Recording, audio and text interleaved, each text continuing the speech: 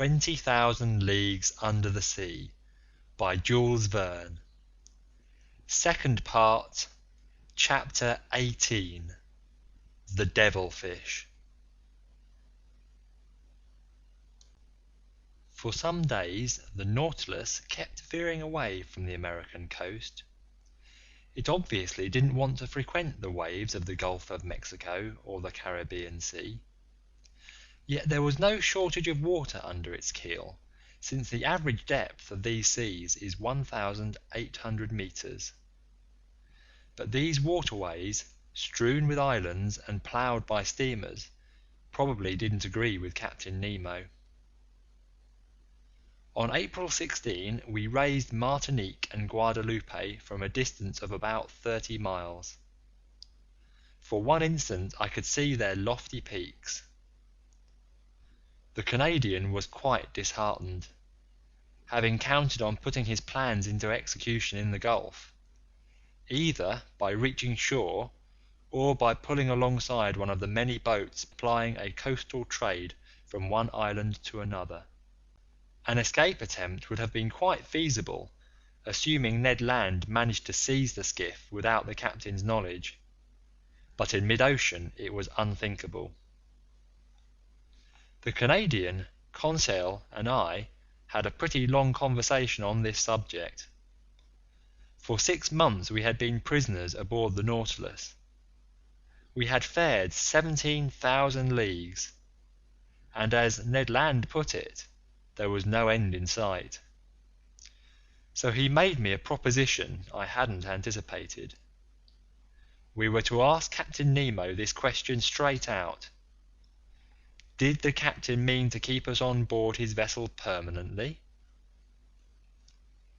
This measure was distasteful to me. To my mind it would lead nowhere. We could hope for nothing from the Nautilus's commander, but could depend only on ourselves. Besides, for some time now the man had been gloomier, more withdrawn, less sociable. He seemed to be avoiding me. I encountered him only at rare intervals. He used to take pleasure in explaining the underwater wonders to me. Now he left me to research and no longer entered the lounge. What changes had come over him? From what cause? I had no reason to blame myself. Was our presence on board perhaps a burden to him? Even so, I cherished no hopes that the man would set us free. So I begged Ned to let me think about it before taking action. If this measure proved fruitless, it could arouse the captain's suspicions, make our circumstances even more arduous, and jeopardize the Canadian's plans. I might add that I could hardly use our state of health as an argument. Except for that drooling ordeal under the ice bank at the South Pole, we had never felt better, neither Ned, Conseil, nor I. The nutritious food, life-giving air, regular routine, and uniform temperature kept illness at bay, and for a man who didn't miss his past existence on land, for Captain Nemo, who was at home here, who went where he wished, who took paths mysterious to others if not himself in attaining his ends, I could understand such a life. But we ourselves hadn't severed all ties with humanity. For my part, I didn't want my new and unusual research to be buried with my bones. I had now earned the right to pen a definitive book on the sea, and sooner or later I wanted that book to see the light of day. There once more, through the panels opening into these Caribbean waters, 10 meters below the surface of the waves, I found so many fascinating exhibits to describe in my daily notes. Among other zoophytes, there were Portuguese men of war, known by the name Phasalia pelagica, like big oblong bladders, with a pearly sheen, spreading their membranes to the wind, letting their blue tentacles drift like silken threads, To the eye, delightful jellyfish. To the touch, actual nettles that ooze a corrosive liquid. Among the articulates, there were annelid worms, 1.5 meters long, furnished with a pink proboscis, equipped with 1,700 organs of locomotion, snaking through the waters, and as they went, throwing off every gleam in the solar spectrum.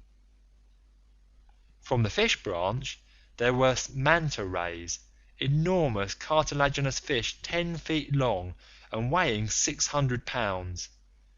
Their pectoral fin triangular, their mid-back slightly arched, their eyes attached to the edges of the face at the front of the head. They floated like wreckage from a ship, sometimes fastening onto our windows like opaque shutters. There were American triggerfish, for which nature has ground only black and white pigments. Feather-shaped gobies that were long and plump, with yellow fins and jutting jaws. 16 decimeter mackerel with short, sharp teeth covered with small scale and related to the albacore species. Next came swarms of red mullet, corseted in gold stripes from head to tail, their shining fins all a-quiver, genuine masterpieces of jewellery, formerly sacred to the goddess Diana, much in demand by rich Romans, and about which the old saying goes, "He who catches them doesn't eat them." Finally, adorned with emerald ribbons and dressed in velvet and silk, golden angelfish passed before our eyes like courtiers in the paintings of Veronese. Spurred giltheads stole by with their swift thoracic fins. Thread herring 15 inches long were wrapped in their phosphorescent glimmers. Grey mullet thrashed the sea with their big fleshy tails. Red salmon seemed to mow the waves with their slicing pectorals, and silver moonfish, worthy of their name, rose on the horizon of the waters like the whitish reflection of many moons.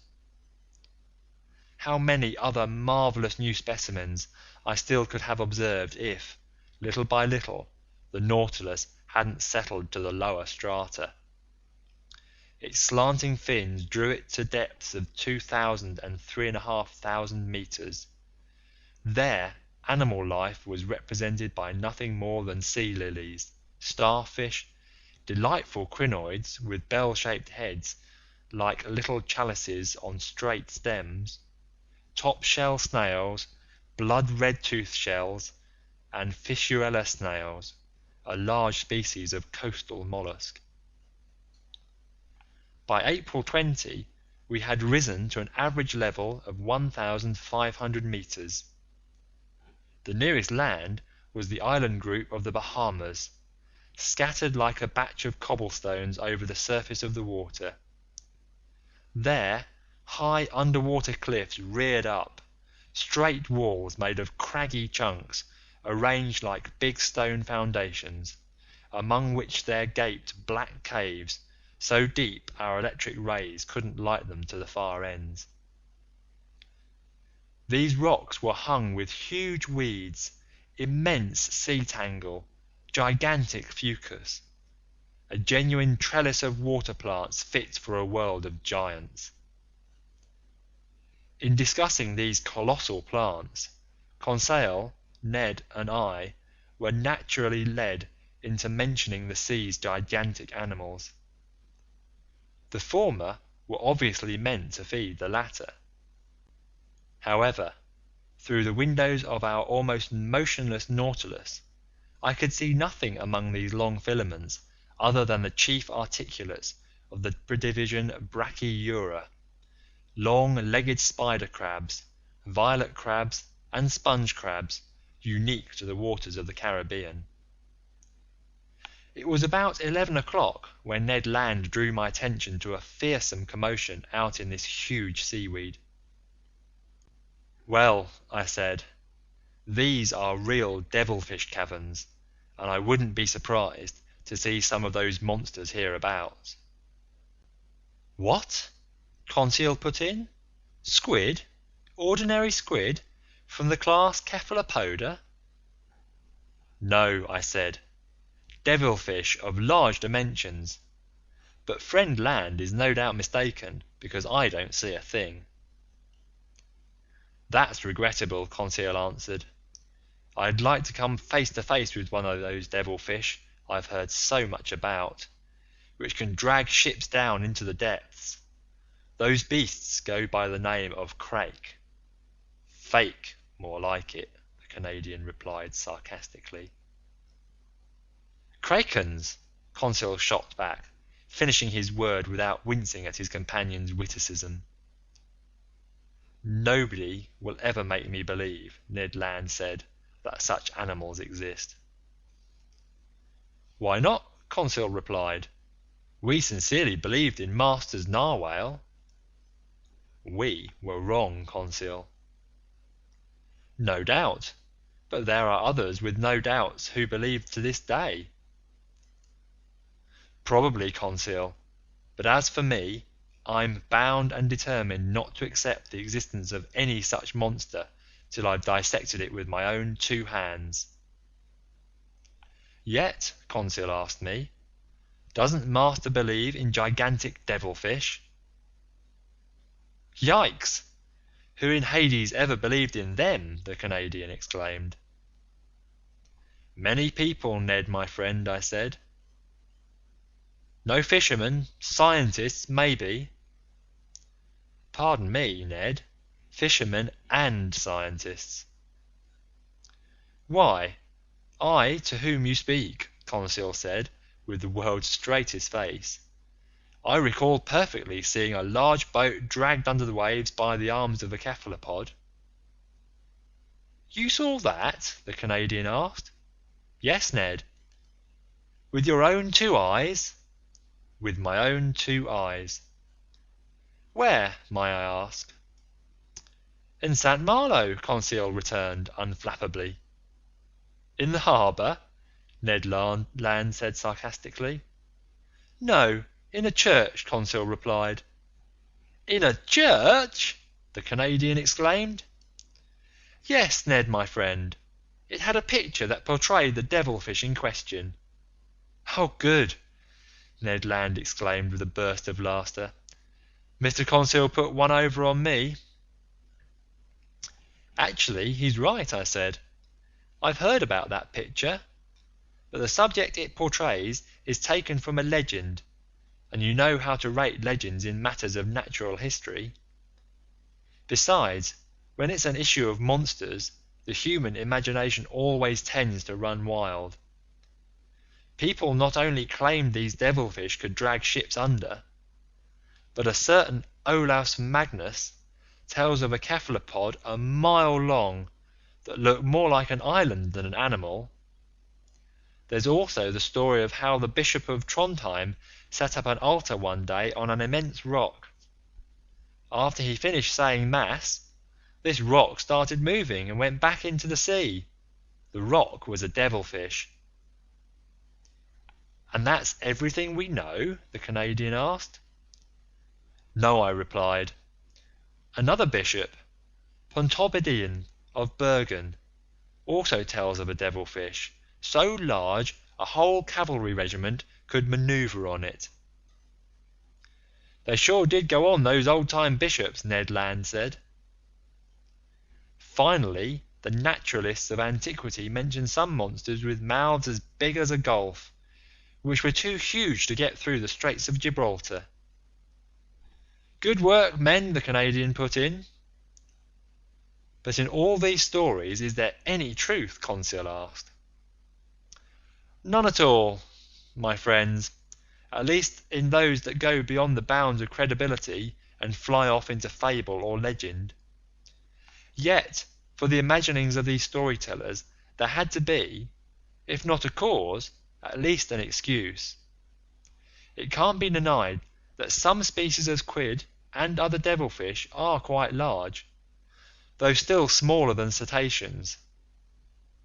Aristotle put the dimensions of one squid at 5 cubits, or 3.1 meters. Our fishermen frequently see specimens over 1.8 meters long. The museums in Trieste and Montpellier have preserved some devilfish carcasses measuring 2 meters.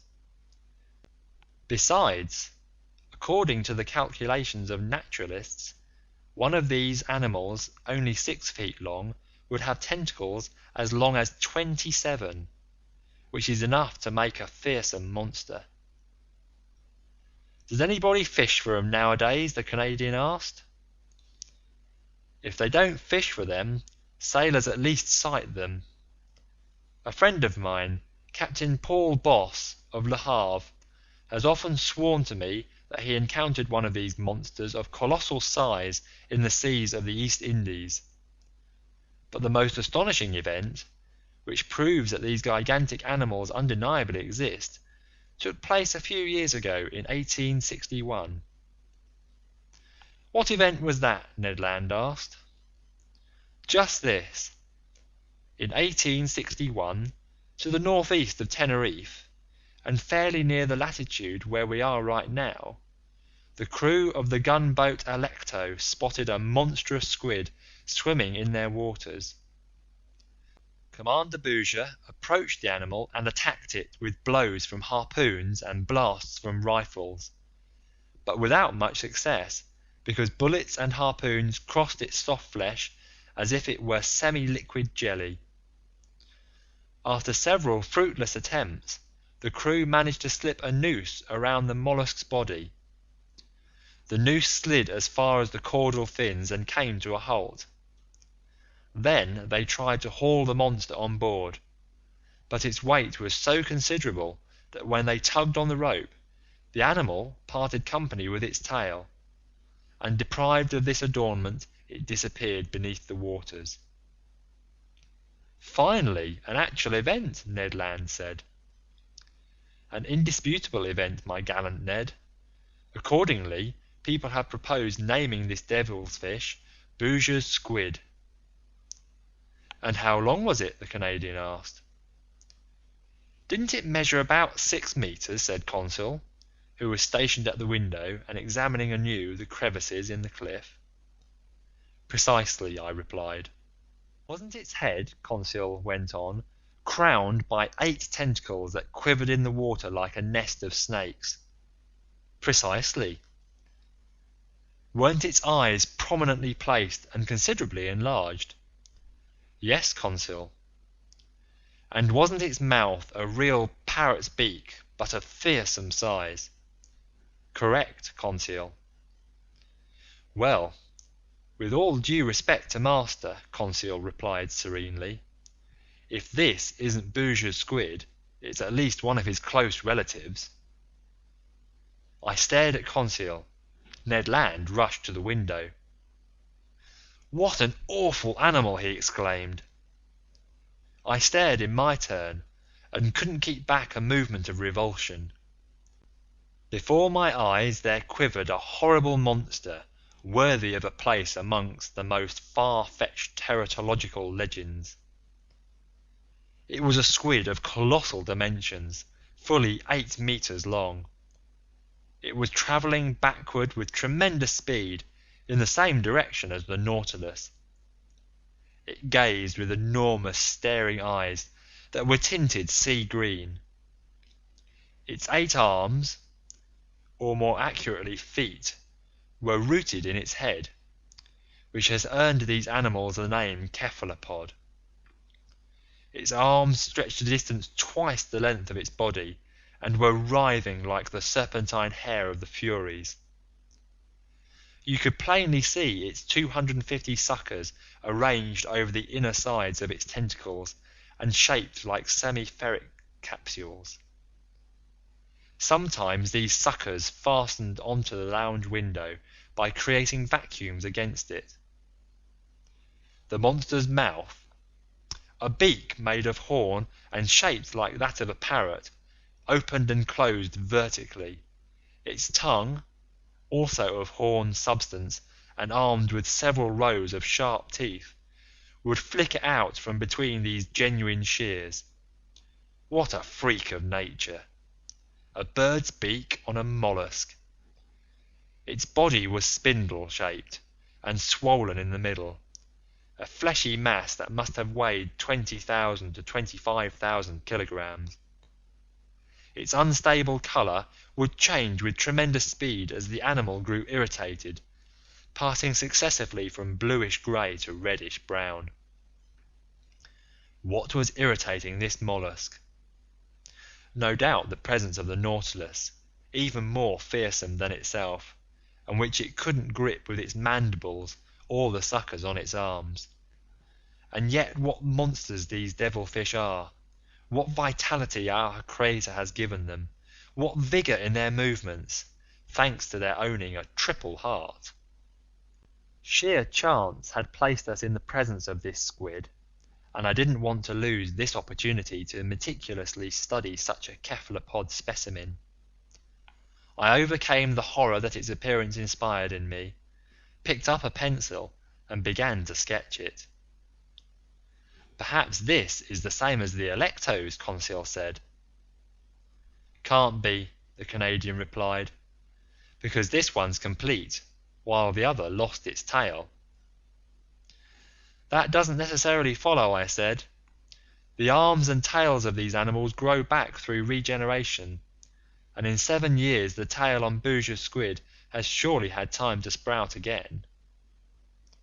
"Anyhow," Ned shot back, "if it isn't this fellow, maybe it's one of those." Indeed, other devilfish had appeared at our starboard window. I counted 7 of them. They provided the Nautilus with an escort, and I could hear their beaks gnashing on the sheet iron hull. We couldn't have asked for a more devoted following. I continued sketching. These monsters kept pace in our waters with such precision.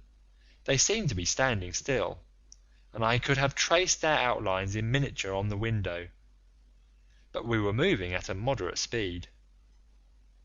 All at once the Nautilus stopped. A jolt made it tremble through its entire framework. "Did we strike bottom?" I asked. "In any event we're already clear," the Canadian replied, "because we're afloat." The Nautilus was certainly afloat, but it was no longer in motion. The blades of its propeller weren't churning the waters. A minute passed. Followed by his chief officer, Captain Nemo entered the lounge. I hadn't seen him for a good while. He looked gloomy to me. Without speaking to us, without even seeing us perhaps, he went to the panel, stared at the devilfish, and said a few words to his chief officer. The latter went out.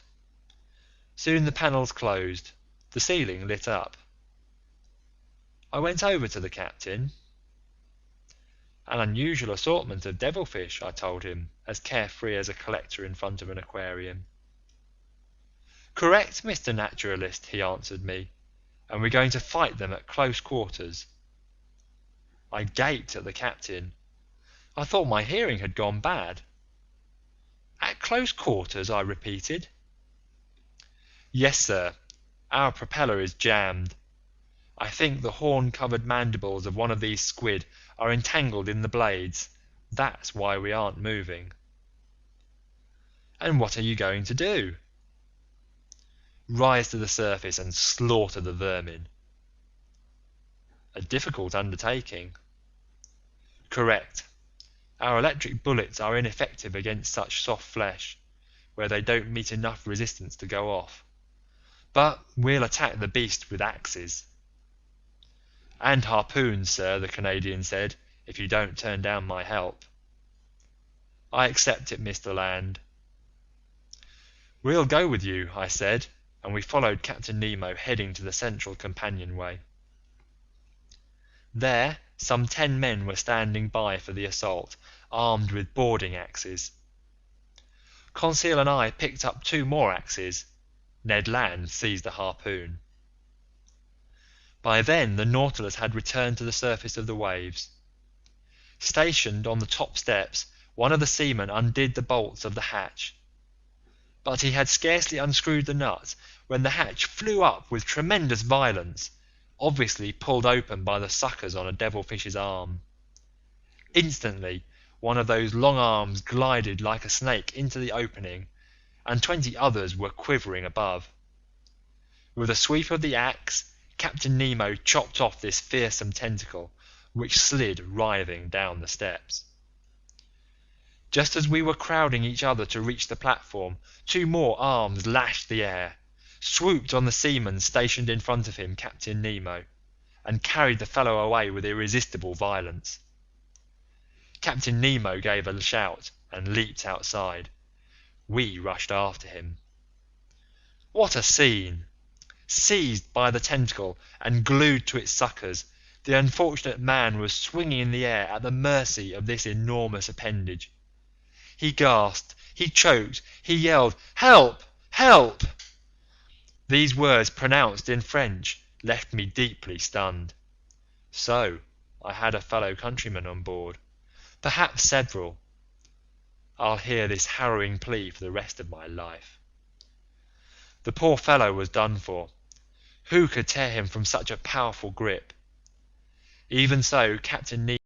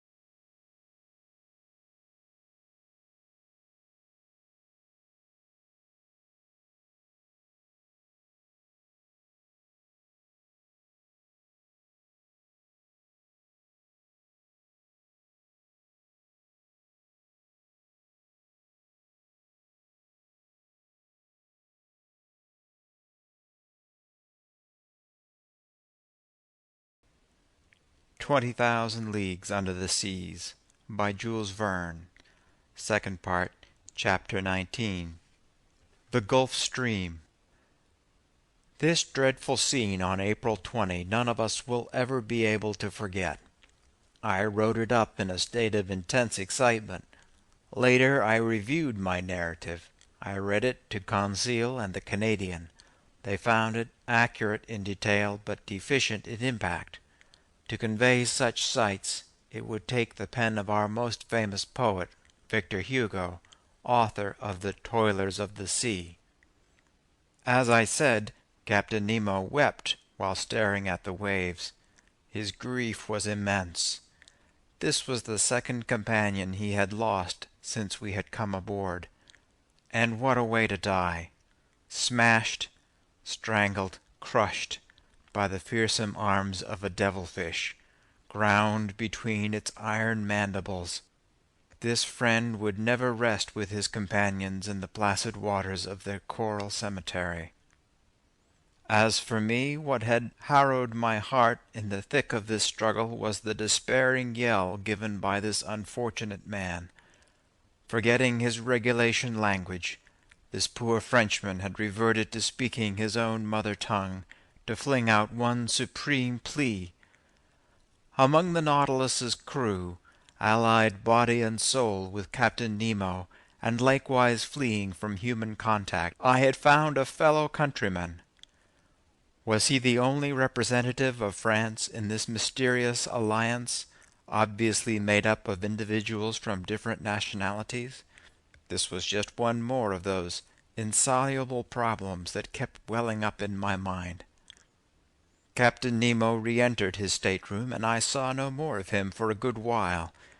But how sad, despairing, and irresolute he must have felt, to judge from this ship whose soul he was, which reflected his every mood. The Nautilus no longer kept to a fixed heading. It drifted back and forth, riding with the waves like a corpse. Its propeller had been disentangled, but was barely put to use. It was navigating at random. It couldn't tear itself away from the setting of this last struggle, from this sea that had devoured one of its own. 10 days went by in this way. It was only on May 1 that the Nautilus openly resumed its northbound course, after raising the Bahamas at the mouth of Old Bahama Channel. We then went with the current of the sea's greatest river, which has its own banks, fish, and temperature. I mean the Gulf Stream. It is indeed a river that runs independently through the middle of the Atlantic, its waters never mixing with the ocean's waters. It's a salty river, saltier than the sea surrounding it. Its average depth is 3,000 feet, its average width 60 miles. In certain localities its current moves at a speed of 4 kilometers per hour. The unchanging volume of its waters is greater than that of all the world's rivers combined. As discovered by Commander Maury, the true source of the Gulf Stream, its starting point, if you prefer, is located in the Bay of Biscay. There its waters, still weak in temperature and color, begin to form.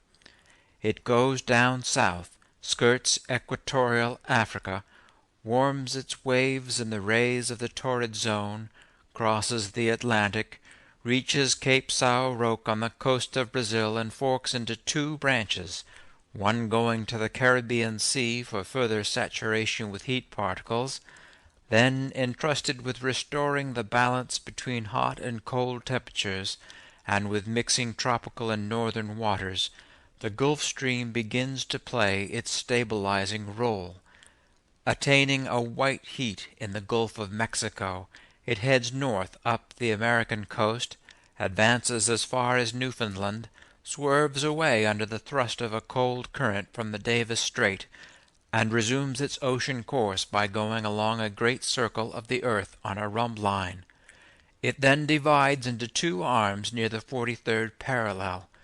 One, helped by the northeast trade winds, returns to the Bay of Biscay and the Azores.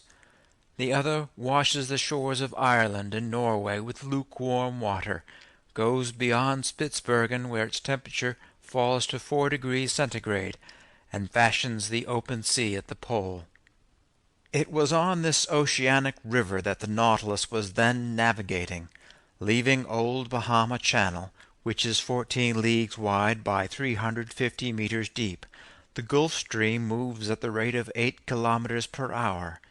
Its speed steadily decreases as it advances northward, and we must pray that this steadiness continues, because, as experts agree, if its speed and direction were to change, the climates of Europe would undergo disturbances whose consequences are incalculable. Near noon I was on the platform with Conseil.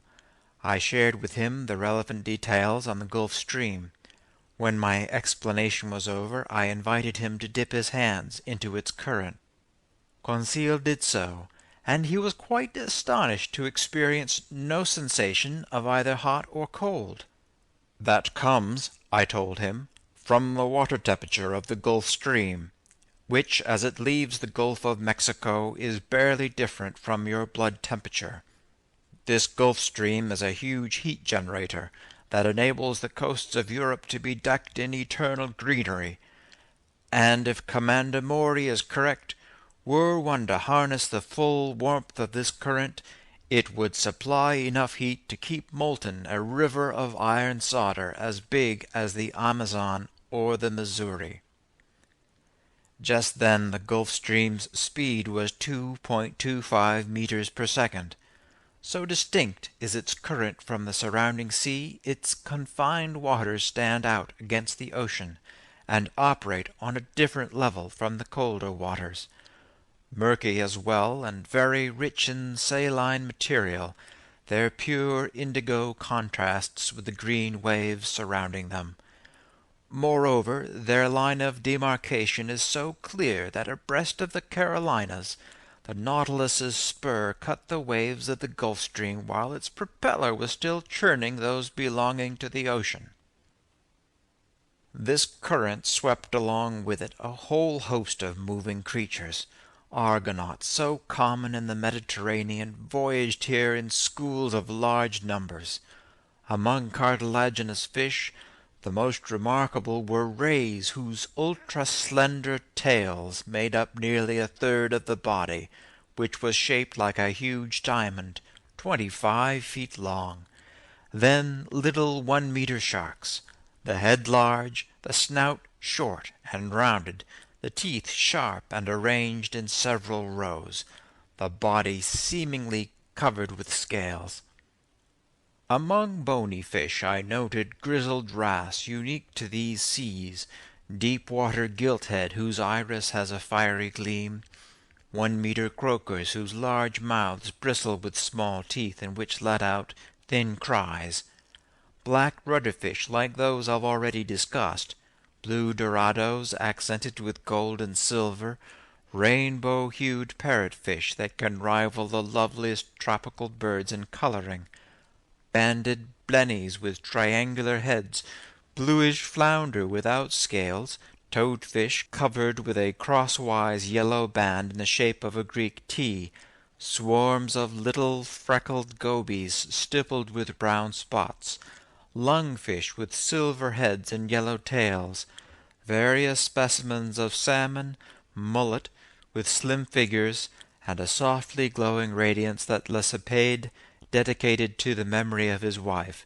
and finally the American cavala, a handsome fish decorated by every honorary order, bedizened with their every ribbon, frequenting the shores of this great nation where ribbons and orders are held in such low esteem. I might add that during the night the Gulf Stream's phosphorescent waters rivaled the electric glow of our beacon, especially in the stormy weather that frequently threatened us. On May 8, while abreast of North Carolina, we were across from Cape Hatteras once more. There the Gulf Stream is 75 miles wide and 210 meters deep. The Nautilus continued to wander at random. Seemingly all supervision had been jettisoned. Under these conditions I admit that we could easily have gotten away. In fact, the populous shores offered ready refuge everywhere. The sea was plowed continuously by the many steamers providing service between the Gulf of Mexico and New York or Boston, and it was crossed night and day by little schooners engaged in coastal trade over various points on the American shore. We could hope to be picked up. So it was a promising opportunity, despite the 30 miles that separated the Nautilus from these Union coasts. But one distressing circumstance totally thwarted the Canadian's plans. The weather was thoroughly foul. We were approaching waterways where storms are commonplace, the very homeland of tornadoes and cyclones, specifically engendered by the Gulf Stream's current. To face a frequently raging sea in a frail skiff was a race to certain disaster. Ned Land conceded this himself, so he champed at the bit, in the grip of an intense homesickness that could be cured only by our escape. "Sir," he told me that day, "it's got to stop. I want to get to the bottom of this. Your Nemo's veering away from shore and heading up north. But believe you me, I had my fill at the South Pole, and I'm not going with him to the North Pole." "Oh, what can we do, Ned, since it isn't feasible to escape right now?" "I keep coming back to my idea. We've got to talk to the captain. When we were in your own country's seas you didn't say a word. Now that we're in mine I intend to speak up. Before a few days are out I figure the Nautilus will lie abreast of Nova Scotia, and from there to Newfoundland is the mouth of a large gulf, and the St. Lawrence empties into that gulf, and the St. Lawrence is my own river, the river running by Quebec, my hometown. And when I think about all this, my gorge rises and my hair stands on end. Honestly, sir, I'd rather jump overboard. I can't stay here any longer. I'm suffocating." The Canadian was obviously at the end of his patience. His vigorous nature couldn't adapt to this protracted imprisonment. His facial appearance was changing by the day. His moods grew gloomier and gloomier. I had a sense of what he was suffering, because I also was gripped by homesickness. Nearly 7 months had gone by without our having any news from shore. Moreover, Captain Nemo's reclusiveness, his changed disposition, and especially his total silence since the battle with the devilfish, all made me see things in a different light. I no longer felt the enthusiasm of our first days on board.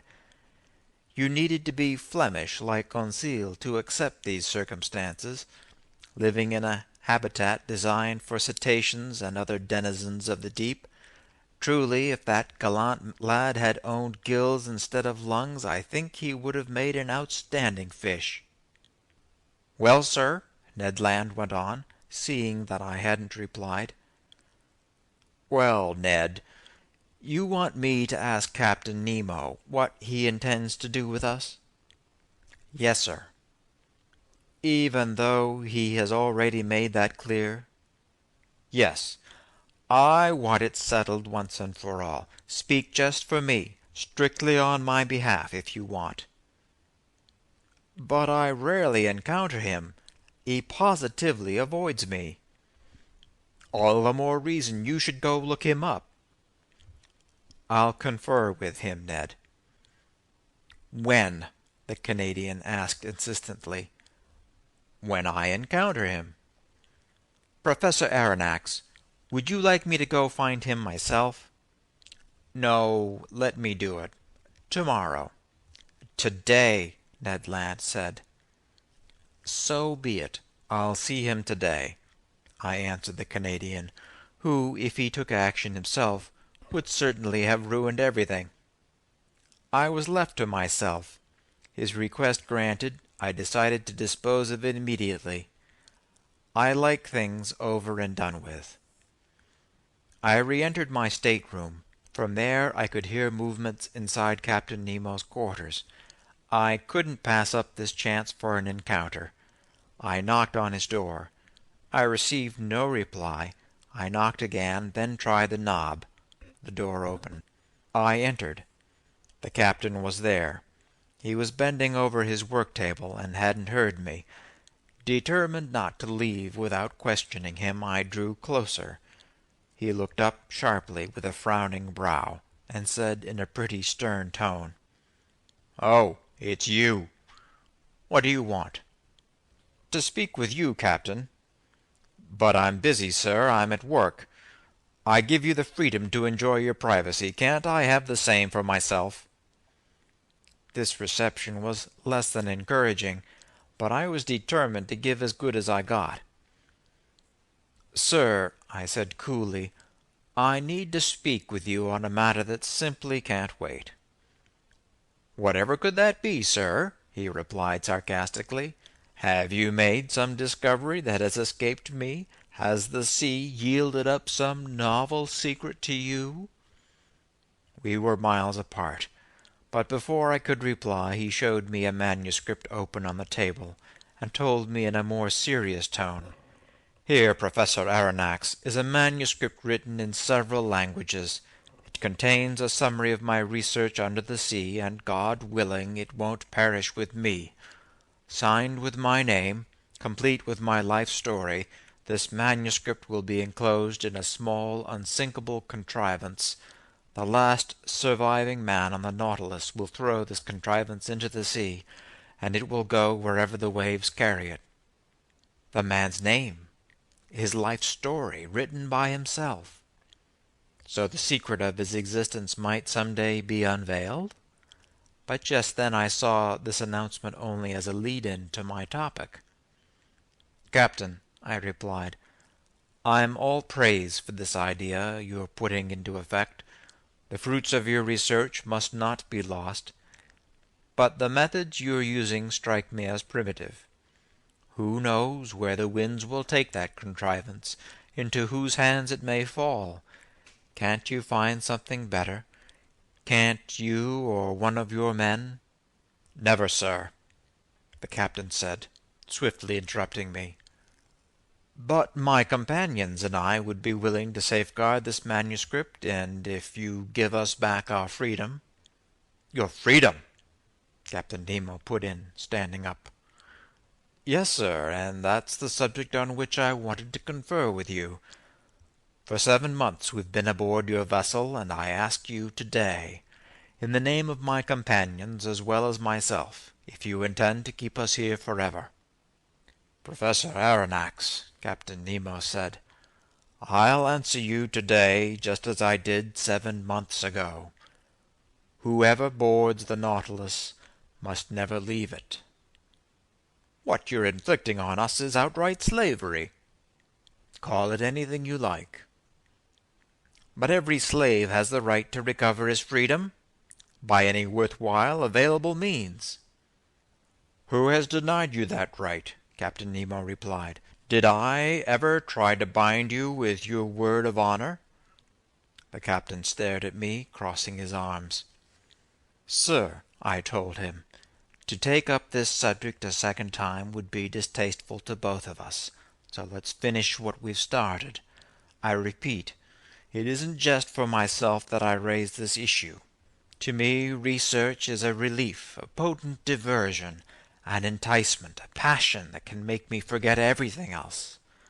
Like you, I'm a man neglected and unknown, living in the faint hope that some day I can pass on to future generations the fruits of my labors, figuratively speaking, by means of some contrivance left to the luck of winds and waves.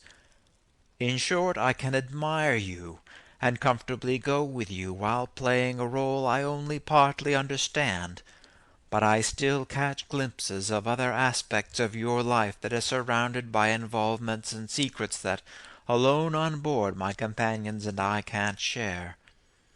And even when our hearts could beat with yours, moved by some of your griefs, or stirred by your deeds of courage and genius, we've had to stifle even the slightest token of that sympathy that arises at the sight of something fine and good, whether it comes from friend or enemy.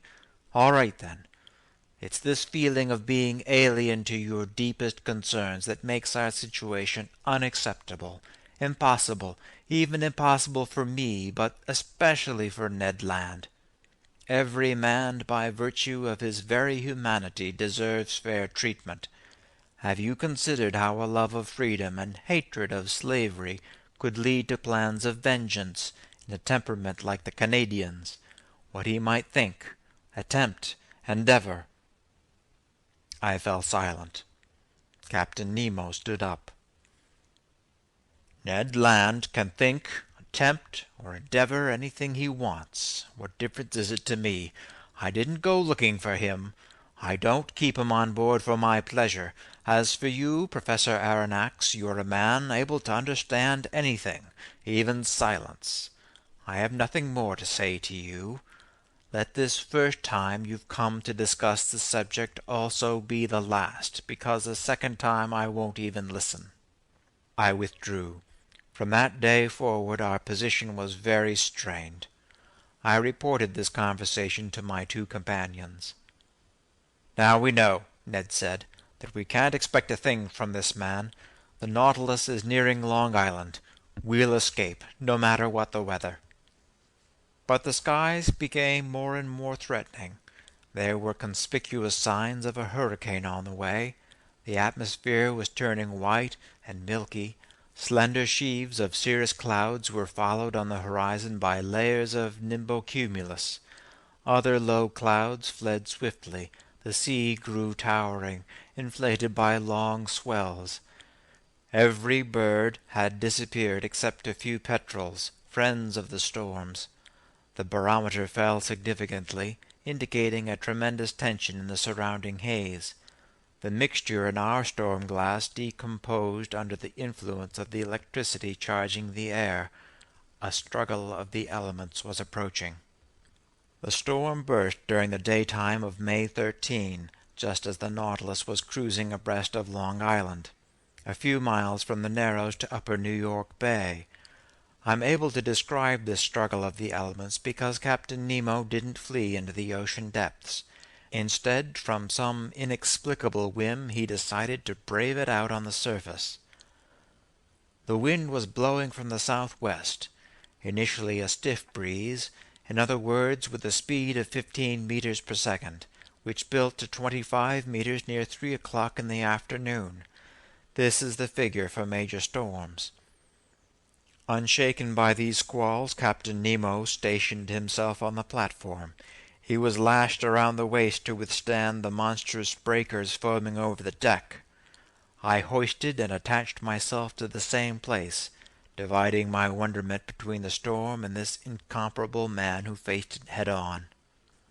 The raging sea was swept with huge tattered clouds drenched by the waves.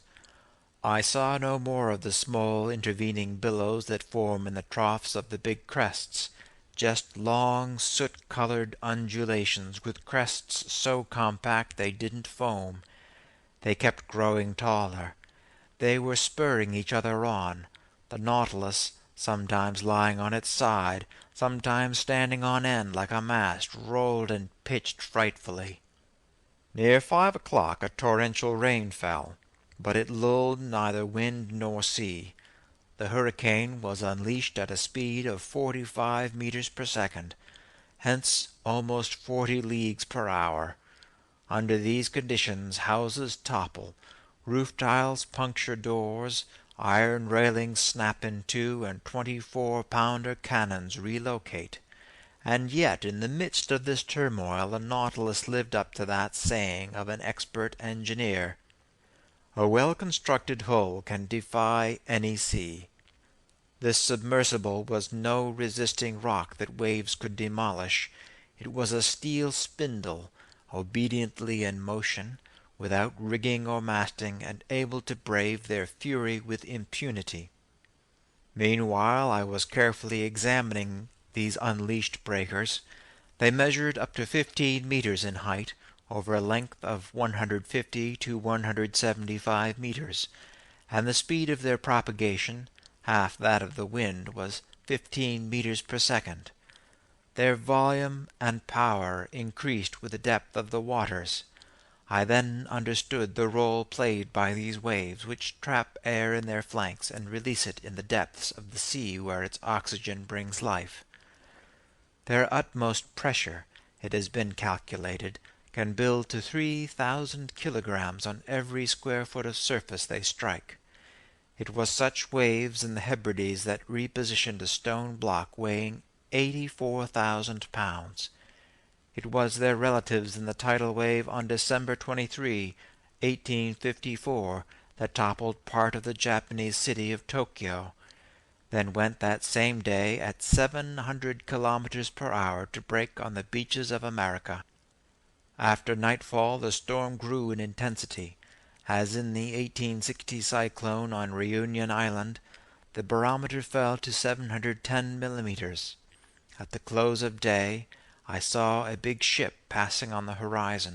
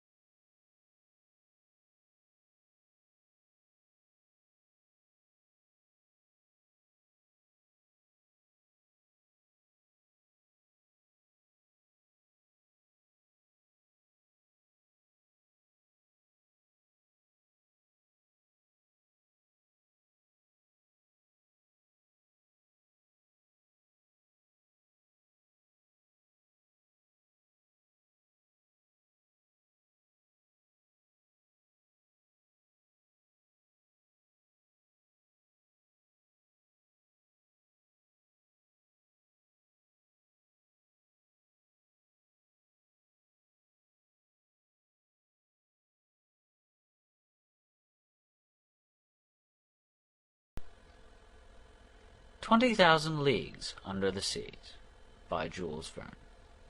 Second Part, Chapter 20.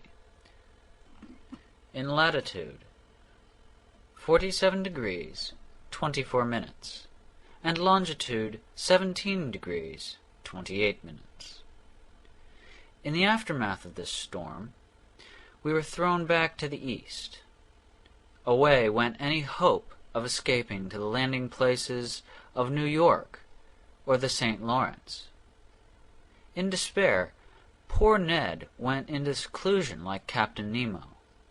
Conseil and I no longer left each other. As I said, the Nautilus veered to the east. To be more accurate, I should have said to the northeast. Sometimes on the surface of the waves, sometimes beneath them, the ship wandered for days amid these mists so feared by navigators. These are caused chiefly by melting ice, which keeps the air extremely damp.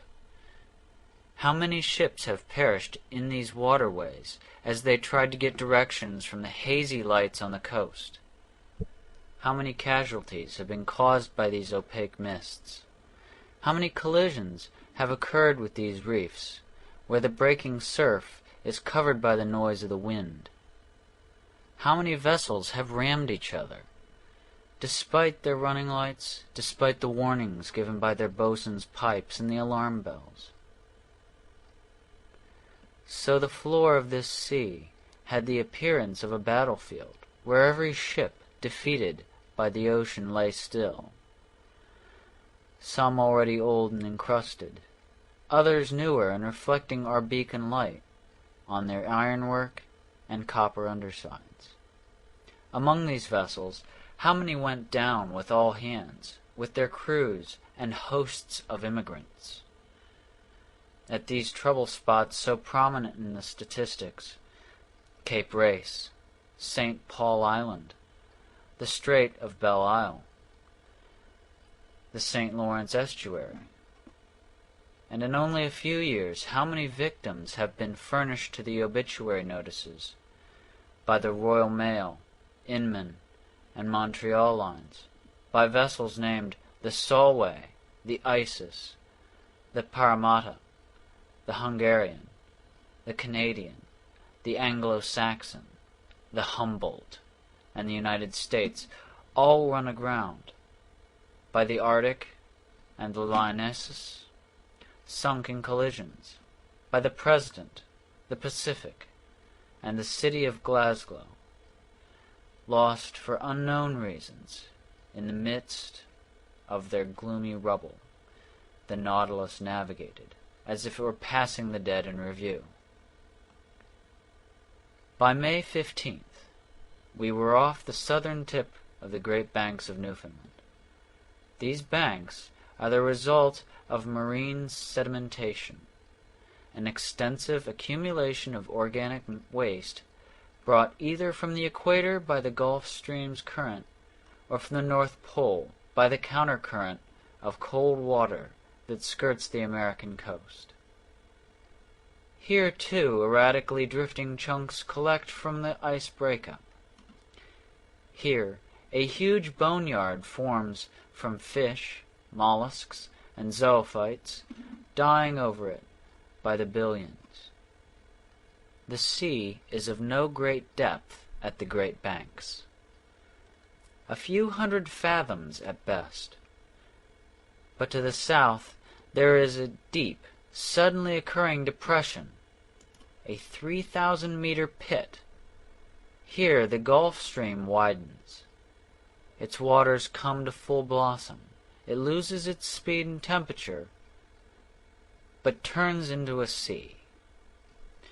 Among the fish that the Nautilus startled along its way, I'll mention a 1-meter lumpfish, blackish on top with an orange belly, and rare among its brethren in that it practices monogamy. A good-sized eelpout, a type of emerald moray whose flavor is excellent. Wolfish, with big eyes and a head that somewhat resembles a canine's. Viviparous blennies, whose eggs hatch inside their bodies like those of snakes. Bloated gobio, or black gudgeon, measuring 2 decimeters. Grenadiers, with long tails and gleaming with a silvery glow. Speedy fish venturing far from their high Arctic seas. Our nets also hauled in a bold, daring, vigorous, and muscular fish armed with prickles on its head and stings on its fins. A real scorpion measuring 2 to 3 meters, the ruthless enemy of a cod, blennies, and salmon. It was the bullhead of the northerly seas, a fish with red fins and a brown body covered with nodules.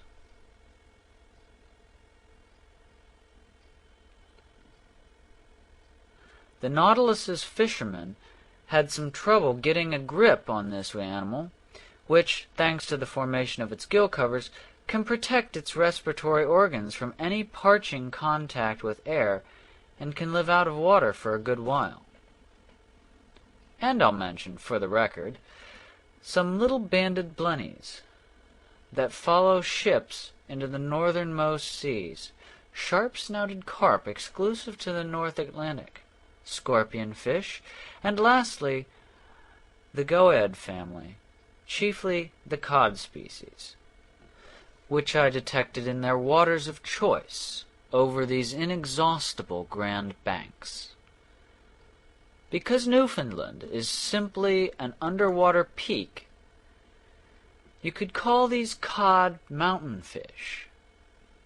While the Nautilus was clearing a path through their tight ranks, Conseil couldn't refrain from making this comment.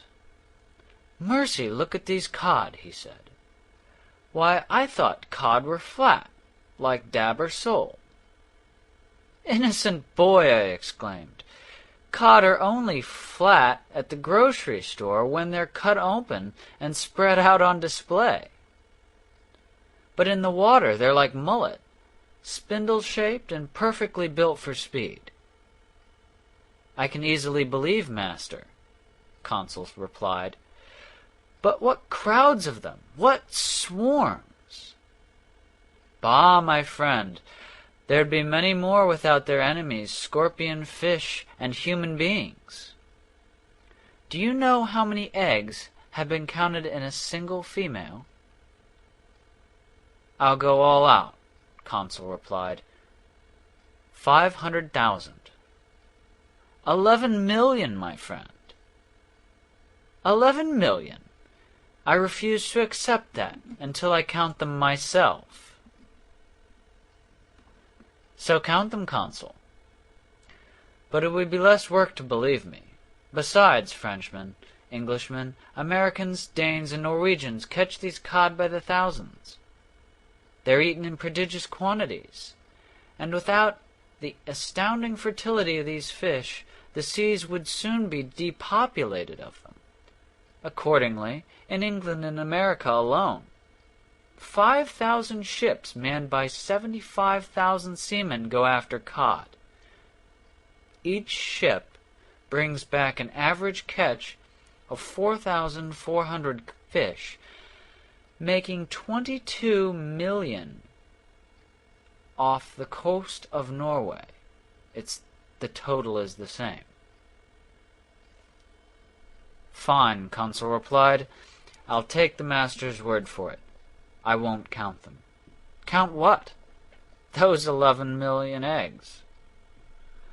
"But I'll make one comment." "What's that?" "If all their eggs hatched, just 4 codfish could feed England, America, and Norway." As we skimmed the depths of the Great Banks, I could see perfectly those long fishing lines, each armed with 200 hooks that every boat dangled by the dozens. The lower end of each line dragged the bottom by means of a small grappling iron, and at the surface it was secured to a buoy rope of a cork float. The Nautilus had to maneuver shrewdly in the midst of this underwater spiderweb. But the ship didn't stay long in these heavily traveled waters. It went up to about latitude 42 degrees. This brought it abreast of St. John's in Newfoundland and Heart's Continent, where the Atlantic cable reaches its end point. Instead of continuing north, the Nautilus took an easterly heading, as if to go along this plateau on which the telegraph cable rests, where multiple soundings have given the contours of the terrain with the utmost accuracy. It was on May 17th, about 500 miles from Heart's Continent, and about 2,800 meters down, that I spotted this cable lying on the sea floor. Conseil, whom I hadn't alerted, mistook it at first for a gigantic sea snake, and was gearing up to classify it in his best manner. But I enlightened him, the fine lad, and let him down gently by giving him various details on the laying of this cable. The first cable was put down during the years 1857 to 1858, but after transmitting about 400 telegrams, it went dead.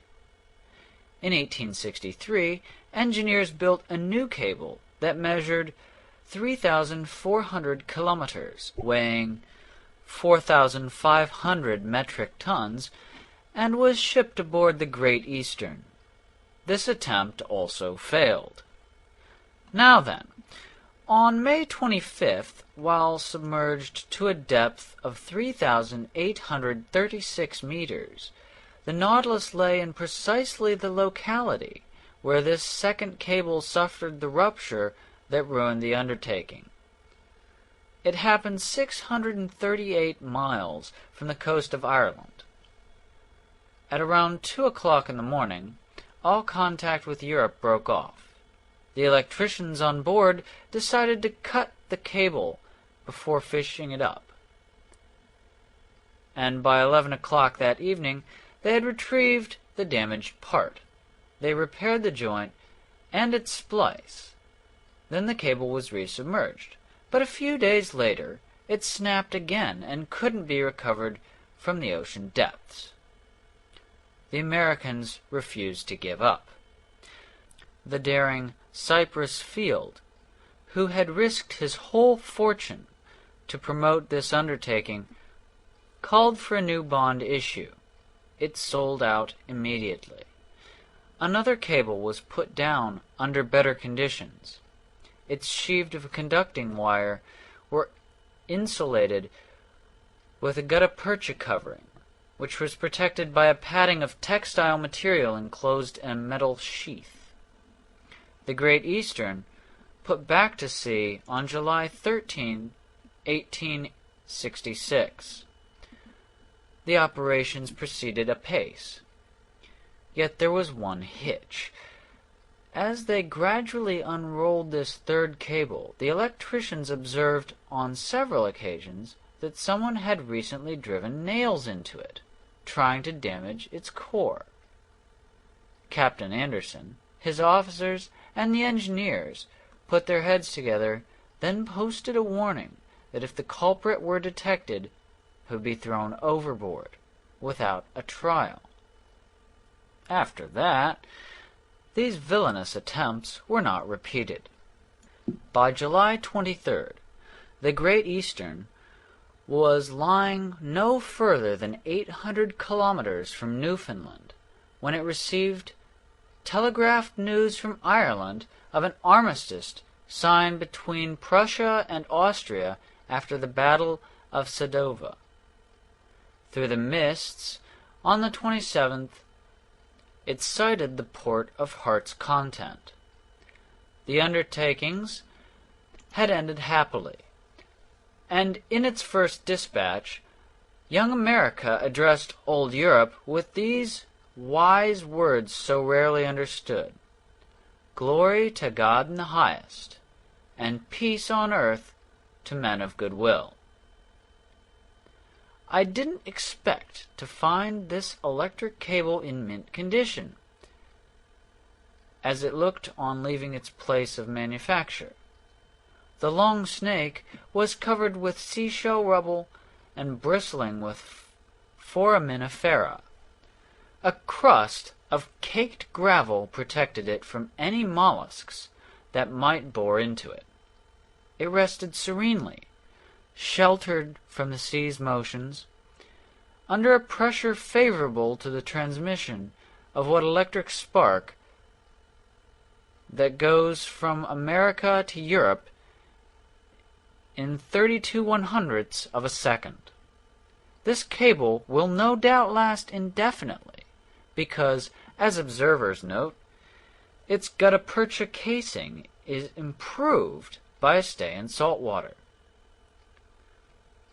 Besides, on this well-chosen plateau, the cable never lies at depths that could cause a break.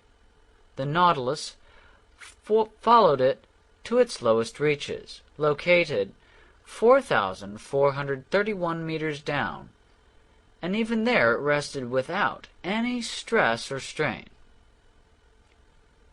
Then we returned to the locality where the 1863 accident had taken place. There, the ocean floor formed a valley 120 kilometers wide, into which you could fit Mount Blanc, without its summit poking above the surface of the waves. This valley is closed off to the east by a sheer wall 2,000 meters high. We arrived there on May 28th, and the Nautilus lay no farther than 150 kilometers from Ireland.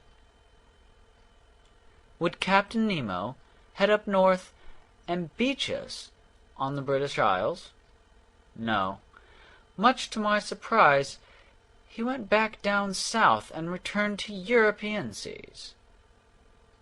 As we swung around the Emerald Isle, I spotted Cape Clear for an instant, plus the lighthouse on Fastnet Rock that guides all those thousands of ships setting out from Glasgow or Liverpool. An important question then popped into my head. Would the Nautilus dare to tackle the English Channel? Ned Land, who promptly reappeared after we hugged shore, never stopped questioning me. What could I answer him? Captain Nemo remained invisible.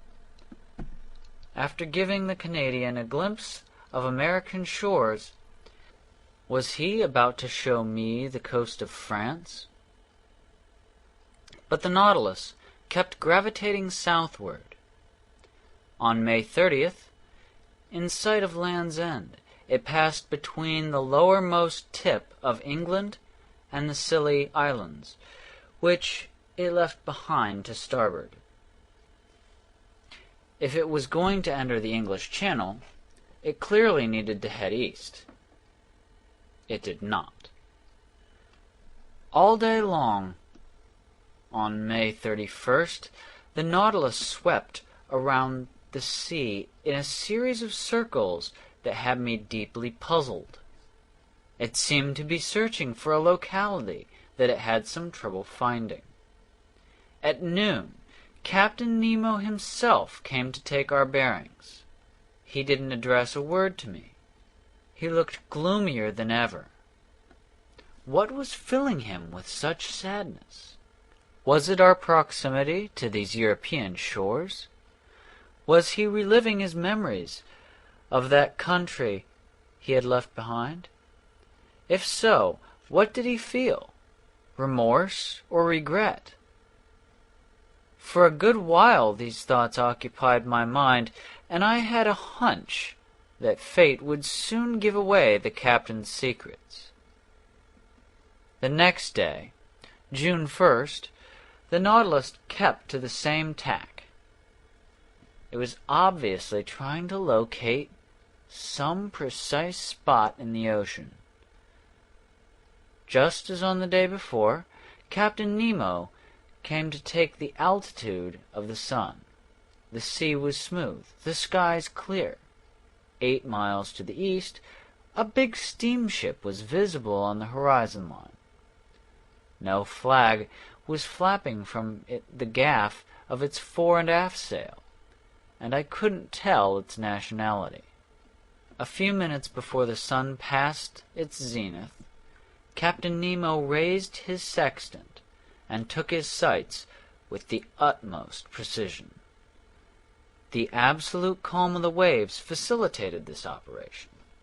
The Nautilus lay motionless, neither rolling nor pitching. I was on the platform just then. After determining our position, the captain pronounced only these words, "It's right here." He went down the hatch. Had he seen that vessel change course and seemingly head towards us? I'm unable to say. I returned to the lounge. The hatch closed, and I heard water hissing in the ballast tanks. The Nautilus began to sink on a vertical line because its propeller was in check and no longer furnished any forward motion.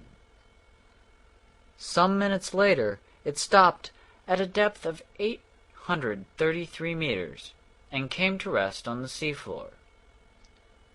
The ceiling lights in the lounge then went out. The panels opened, and through the windows I saw, for a half-mile radius, the sea brightly lit by the beacon's rays.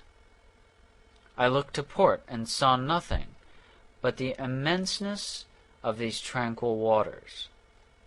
To the starboard, a prominent bulge on the sea bottom caught my attention. You would have thought it was some ruin enshrouded in a crust of whitened seashells, as if under a mantle of snow. Carefully examining this mass, I could identify the swollen outlines of a ship shorn of its masts, which must have sunk bow first. This casualty certainly dated from some far-off time. To be so caked with limestone of these waters, this wreckage must have spent many a year on the ocean floor. What ship was this? Why had the Nautilus come to visit its grave? Was it something other than a maritime accident that had dragged this craft under the waters? I wasn't sure what to think, but next to me I heard Captain Nemo's voice slowly say, "Originally, this ship was christened the Marsalis."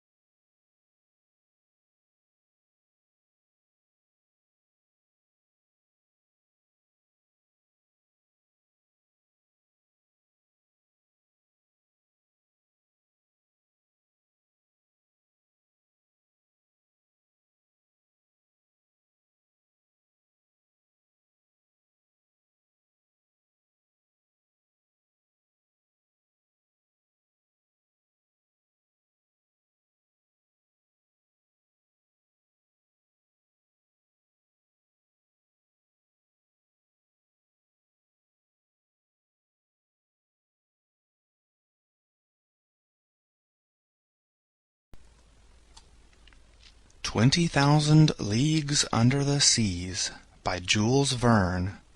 Second part, Chapter 21. A Mass Execution. The way he said this, the unexpectedness of this scene, first the biography of this patriotic ship, then the excitement with which this eccentric individual pronounced these last words, the name Avenger, whose significance could not escape me, all this taken together had a profound impact on my mind. My eyes never left the captain, hands outstretched toward the sea. He contemplated the proud wreck with blazing eyes. Perhaps I would never learn who he was, where he came from, or where he was heading.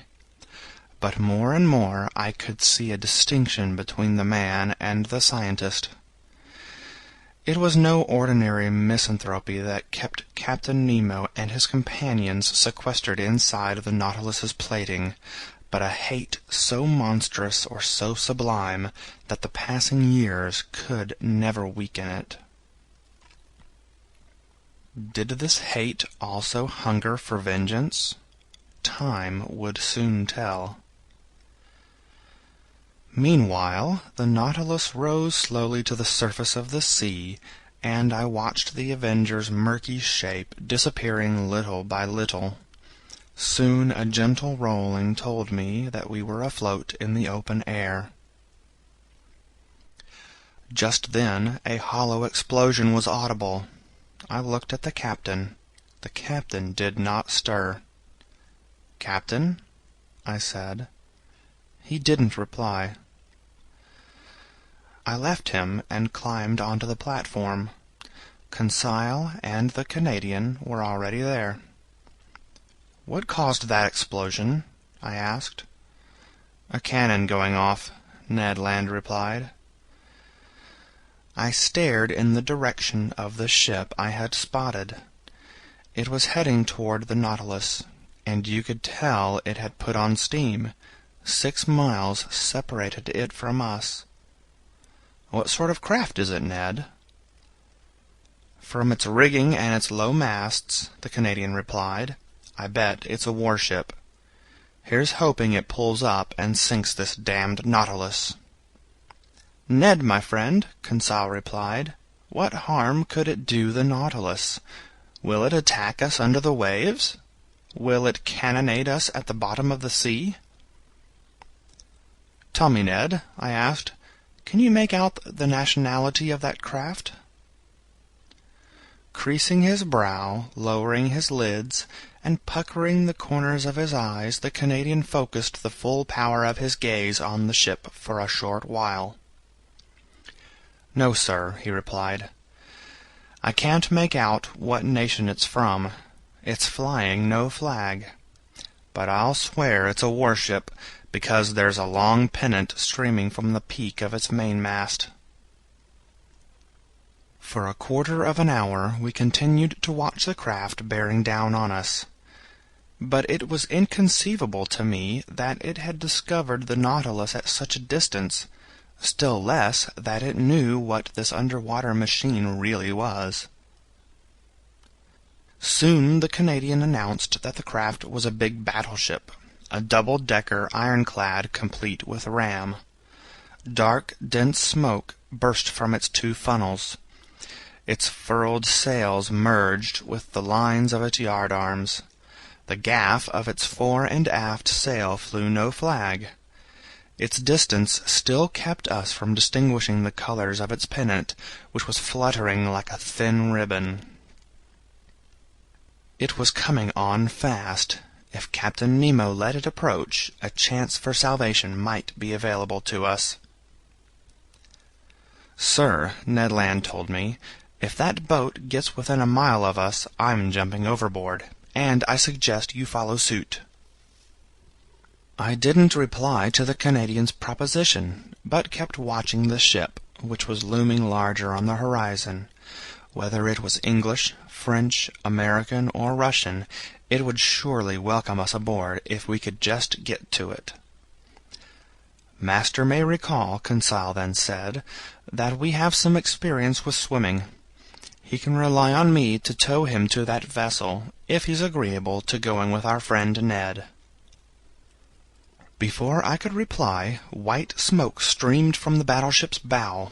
Then, a few seconds later, the waters splashed astern of the Nautilus, disturbed by the fall of a heavy object. Soon after, an explosion struck my ears. "What's this? They're firing at us?" I exclaimed. "Good lads," the Canadian muttered. "That means they don't see us as castaways clinging to some wreckage." "With all due respect to master—" "Gracious!" Conseil put in, shaking off the water that had sprayed over him from another shell. "With all due respect to master, they've discovered the narwhal, and they're cannoning the same." "But it must be clear to them," I exclaimed, "that they're dealing with human beings." "Maybe that's why," Ned Land replied, staring hard at me. The full truth dawned on me. Undoubtedly, people now knew where they stood on the existence of this so-called monster.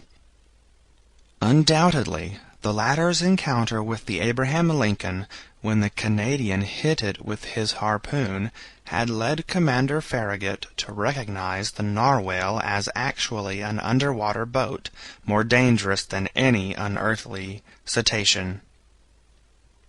Yes, this had to be the case, and undoubtedly they were now chasing this dreadful engine of destruction on every sea. Dreadful indeed if, as we could imagine, Captain Nemo had been using the Nautilus in works of vengeance. That night in the middle of the Indian Ocean, when he imprisoned us in the cell, hadn't he attacked some ship? That man now buried in the coral cemetery, wasn't he the victim of some collision caused by the Nautilus? Yes, I repeat, this had to be the case. One part of Captain Nemo's secret life had been unveiled. And now, even though his identity was still unknown, at least the nations allied against him knew they were no longer hunting some fairy-tale monster, but a man who had sworn an implacable hate toward them. This whole fearsome sequence of events appeared in my mind's eye. Instead of encountering friends on this approaching ship, we would find only pitiless enemies. Meanwhile, shells fell around us in increasing numbers. Some, meeting the liquid surface, would ricochet and vanish into the sea at considerable distances, but none of them reached the Nautilus. By then the ironclad was no more than 3 miles off. Despite its violent cannonade, Captain Nemo hadn't appeared on the platform. And yet, if one of those conical shells had scored a routine hit on the Nautilus's hull, it could have been fatal to him. The Canadian then told me, "Sir, we've got to do everything we can to get out of this jam. Let's signal them. Damnation! Maybe they'll realize we're decent people." Ned Land pulled out his handkerchief to wave it in the air, but he had barely unfolded it when he was felled by an iron fist, and, despite his great strength, he tumbled to the deck. "Scum!" the captain shouted. "Do you want to be nailed to the Nautilus's spur before it charges that ship?" Dreadful to hear, Captain Nemo was even more dreadful to see. His face was pale from some spasm of his heart, which must have stopped beating for an instant. His pupils were hideously contracted. His voice was no longer speaking, it was bellowing. Bending from the waist, he shook the Canadian by the shoulders. Then, dropping Ned and turning to the battleship, whose shells were showering around him, "O ship of an accursed nation, you know who I am," he shouted in his powerful voice, "and I don't need your colors to recognize you. Look! I'll show you mine!" And in the bow of the platform Captain Nemo unfurled a black flag, like the one he had left planted at the South Pole. Just then a shell hit the Nautilus's hull obliquely, failed to breach it, ricocheted near the captain, and vanished into the sea.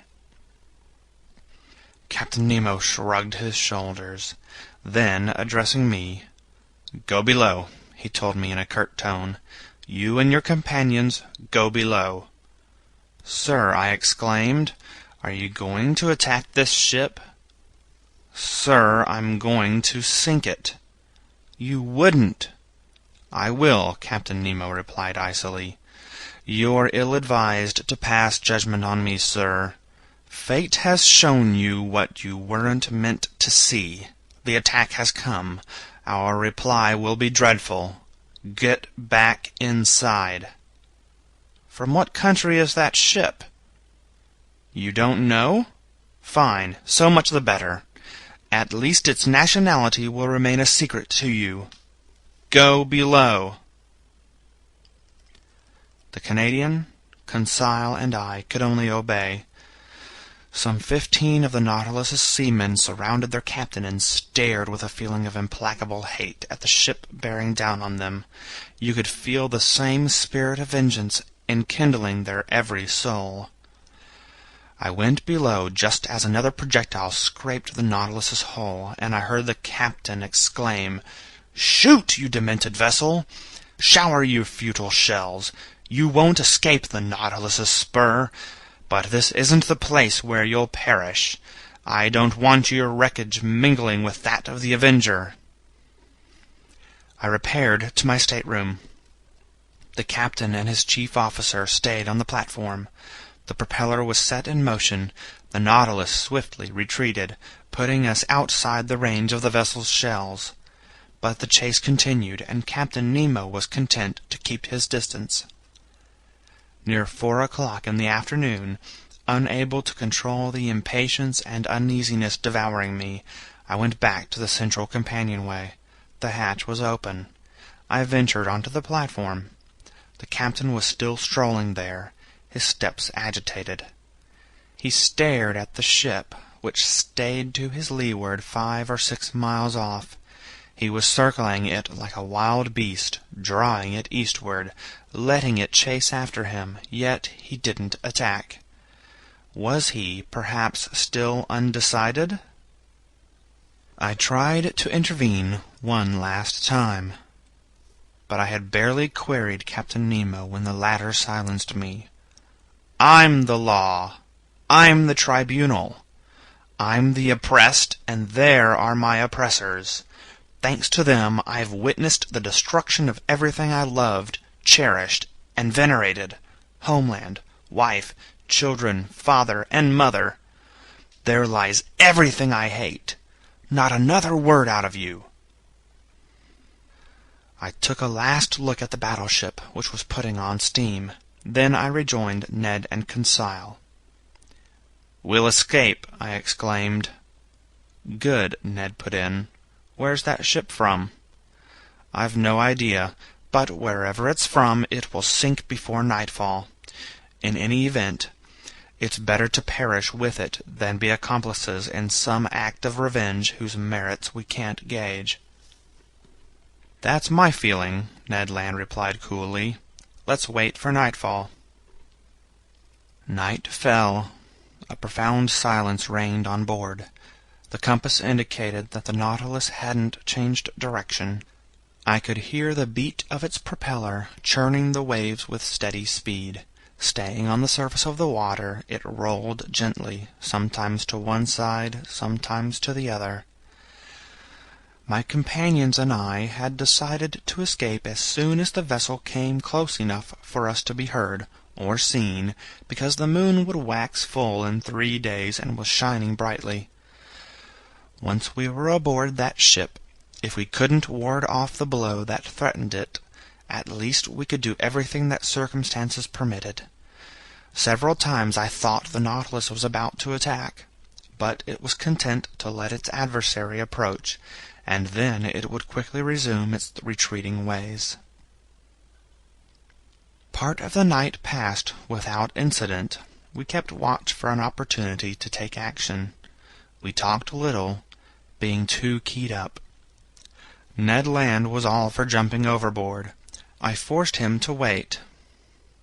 As I saw it, the Nautilus would attack the double-decker on the surface of the waves, and then it would be not only possible, but easy to escape. At 3 o'clock in the morning, full of uneasiness, I climbed onto the platform. Captain Nemo hadn't left it. He stood in the bow next to his flag, which a mild breeze was unfurling above his head. His eyes never left that vessel. The extraordinary intensity of his gaze seemed to attract it, beguile it, and draw it more surely than if he had it in tow. The moon had then passed its zenith. Jupiter was rising in the east. In the midst of this placid, natural setting, sky and ocean competed with each other in tranquillity, and the sea offered the orb of night the loveliest mirror ever to reflect its image. And when I compared this deep calm of the elements with all the fury seething inside the plating of this barely perceptible Nautilus, I shivered all over. The vessel was 2 miles off. It drew nearer, always moving toward the phosphorescent glow that signaled the Nautilus's presence. I saw its green and red running lights, plus the white lantern hanging from the large stay of its foremast. Hazy flickerings were reflected on its rigging and indicated that its furnaces were pushed to the limit. Showers of sparks and cinders of flaming coal escaped from its funnels, spangling the air with stars. I stood there until 6 o'clock in the morning, Captain Nemo never seeming to notice me.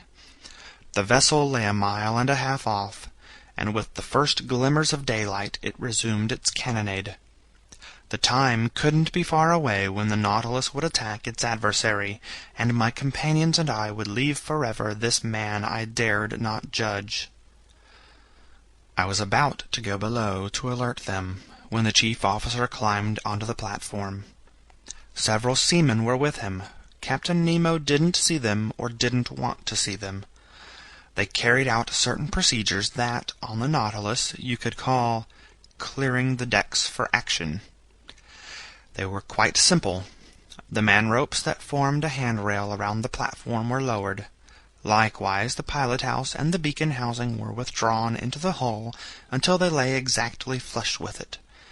The surface of this long sheet-iron cigar no longer offered a single protrusion that could hamper its maneuvers. I returned to the lounge. The Nautilus still emerged above the surface. A few morning gleams infiltrated the liquid strata. Beneath the undulations of the billows, the windows were enlivened by the blushing of the rising sun. That dreadful day of June 2 had dawned. At 7 o'clock, the log told me that the Nautilus had reduced speed. I realized that it was letting the warship approach. Moreover, the explosions grew more intensely audible. Shells furrowed the water around us, drilling through it with an odd hissing sound. "My friends," I said, "it's time. Let's shake hands, and may God be with us." Ned Land was determined, Conseil calm, I myself nervous and barely in control. We went into the library. Just as I pushed open the door leading to the well of the central companionway, I heard the hatch close sharply overhead. The Canadian leaped up the steps, but I stopped him. A well-known hissing told me that water was entering the ship's ballast tanks. Indeed, in a few moments the Nautilus had submerged some meters below the surface of the waves. I understood this maneuver. It was too late to take action. The Nautilus wasn't going to strike the double-decker where it was clad in impenetrable iron armor, but below its waterline, where the metal carapace no longer protected its planking. We were prisoners once more, unwilling spectators at the performance of this gruesome drama. But we barely had time to think. Taking refuge in my stateroom, we stared at each other without pronouncing a word. My mind was in a total daze. My mental processes came to a dead stop. I hovered in that painful state that predominates during the period of anticipation before some frightful explosion. I waited, I listened, I lived only through my sense of hearing. Meanwhile, the Nautilus's speed had increased appreciably, so it was gathering momentum. Its entire hull was vibrating. Suddenly I let out a yell. There had been a collision, but it was comparatively mild. I could feel the penetrating force of the steel spur. I could hear scratchings and scrapings. Carried away with its driving power, the Nautilus had passed through the vessel's mast like a sailmaker's needle through canvas. I couldn't hold still. Frantic, going insane, I leaped out of my stateroom and rushed into the lounge.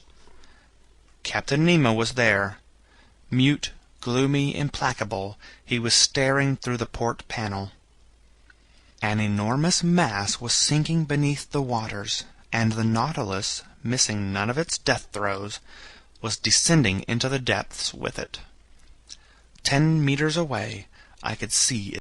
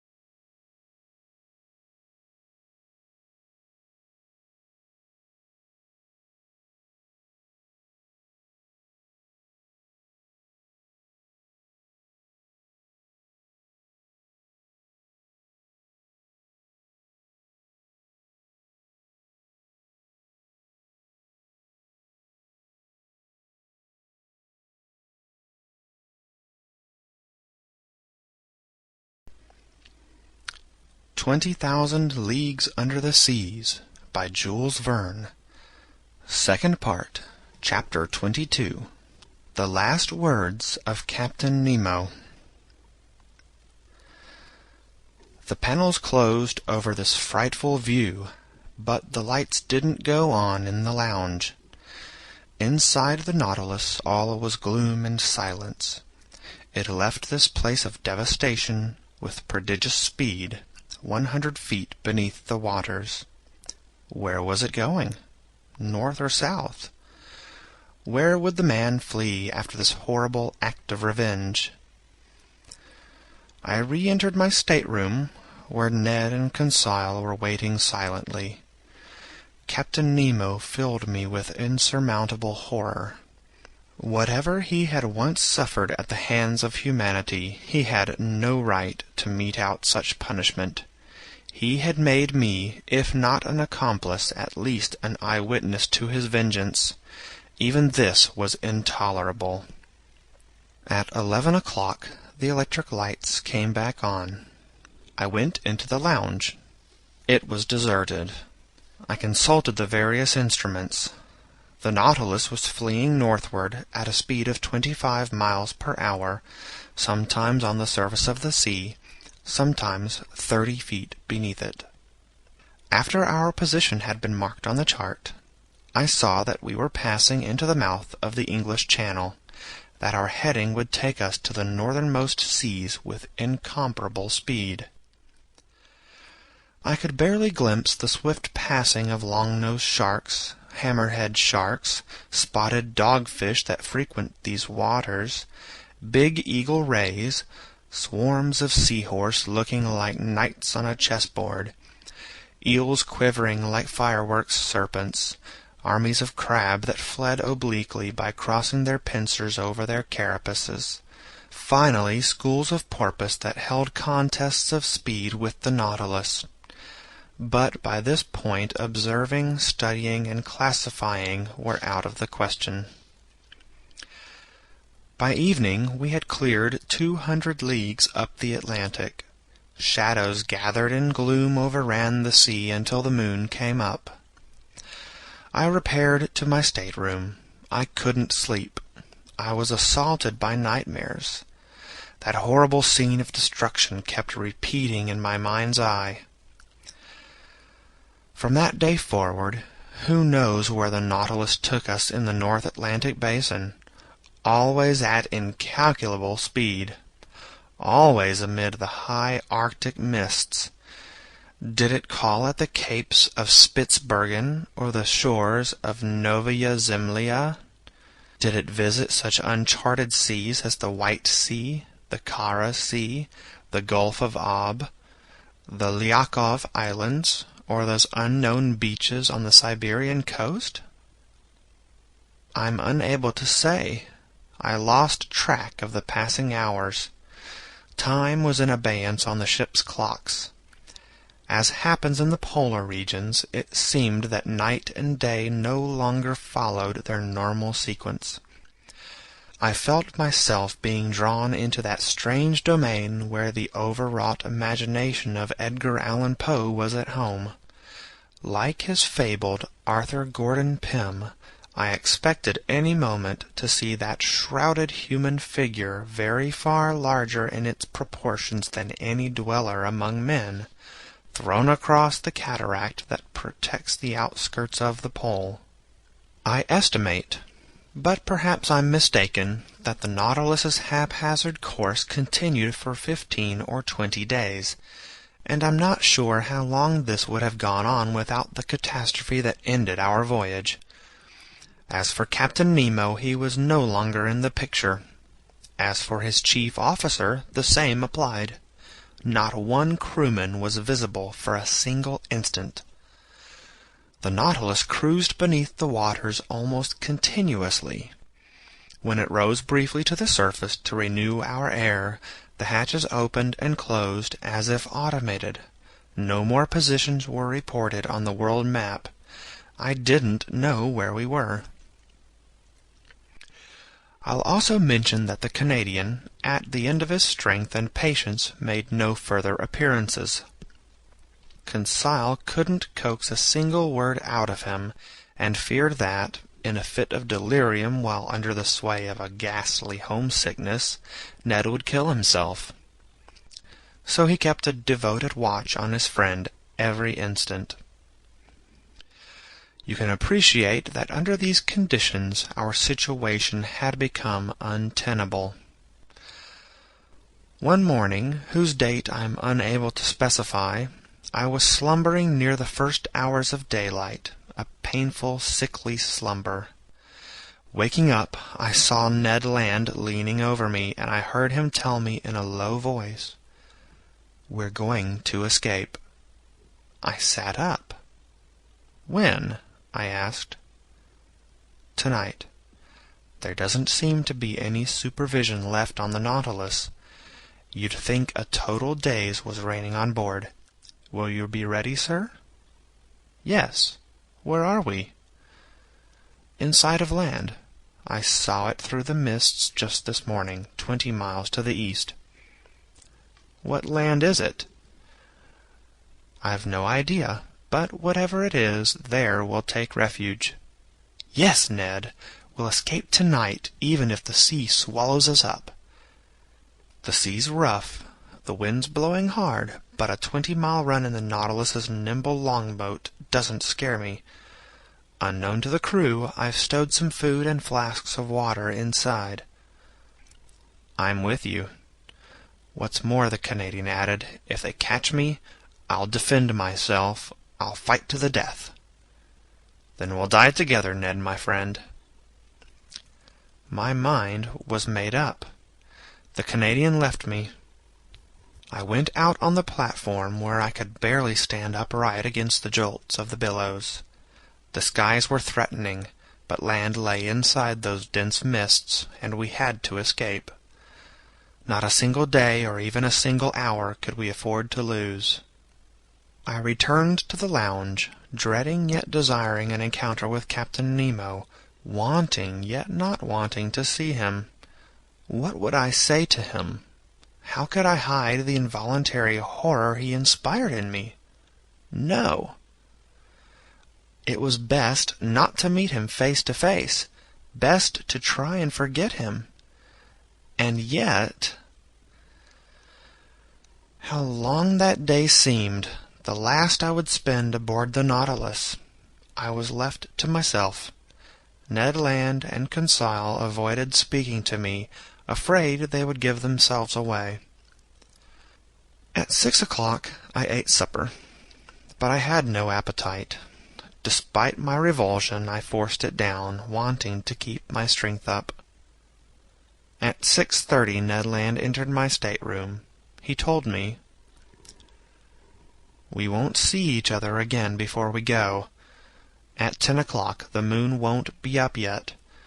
We'll take advantage of the darkness. Come to the skiff. Conseil and I will be inside waiting for you." The Canadian left without giving me time to answer him. I wanted to verify the Nautilus's heading. I made my way to the lounge. We were racing north-northeast with frightful speed, 50 meters down. I took one last look at the natural wonders and artistic treasures amassed in the museum, this unrivaled collection doomed to perish some day in the depths of the seas, together with its curator. I wanted to establish one supreme impression in my mind. I stayed there an hour, basking in the aura of the ceiling lights, passing in review the treasures shining in their glass cases. Then I returned to my stateroom. There I dressed in sturdy seafaring clothes. I gathered my notes and packed them tenderly about my person. My heart was pounding mightily. I couldn't curb its pulsations. My anxiety and agitation would certainly have given me away if Captain Nemo had seen me. What was he doing just then? I listened at the door to his stateroom. I heard the sound of footsteps. Captain Nemo was inside. He hadn't gone to bed. With his every movement I imagined he would appear and ask me why I wanted to escape. I felt in a perpetual state of alarm. My imagination magnified this sensation. The feeling became so acute, I wondered whether it wouldn't be better to enter the captain's stateroom, dare him face to face, brave it out with word and deed. It was an insane idea. Fortunately, I controlled myself and stretched out on the bed to soothe my bodily agitation.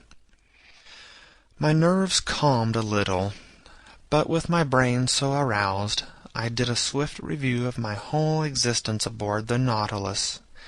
Every pleasant or unpleasant incident that had crossed my path since I went overboard from the Abraham Lincoln, the underwater hunting trip, the Torres Strait, our running aground, the savages of Papua, the Coral Cemetery, the Suez Passageway, the island of Santorini, the Cretan diver, the Bay of Vigo, Atlantis, the Ice Bank, the South Pole, our imprisonment in the ice, the battle with the devilfish, the storm in the Gulf Stream, the Avenger, and that horrible scene of the vessel sinking with its crew.